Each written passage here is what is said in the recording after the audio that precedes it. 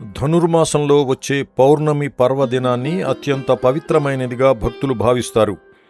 పౌర్ణమి ఘడియలలో చేసే అరుణాచల గిరి ప్రదక్షిణం అత్యుత్తమ ఫలితాలు ఇస్తుందని భక్తుల విశ్వాసం.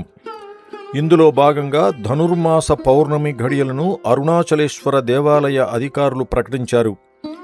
జనవరి 2వ తేదీ శుక్రవారం సాయంత్రం 6:45 ధనుర్మాస పౌర్ణమి ఘడియలు ప్రారంభమై జనవరి 3వ తేదీ శనివారం సాయంత్రం 4:42 ముగుస్తుందని, ఈ సమయం అరుణాచల గిరి ప్రదక్షిణకు అనుకూలమని ఆలయ అధికారులు ప్రకటించారు. అదేవిధంగా జనవరి 3వ తేదీన అరుణాచలేశ్వర ఆలయంలో ఆరుద్ర దర్శన వేడుకలలో భాగంగా ఆలయంలోని నటరాజస్వామి వారికి అభిషేకాలు నిర్వహిస్తారు.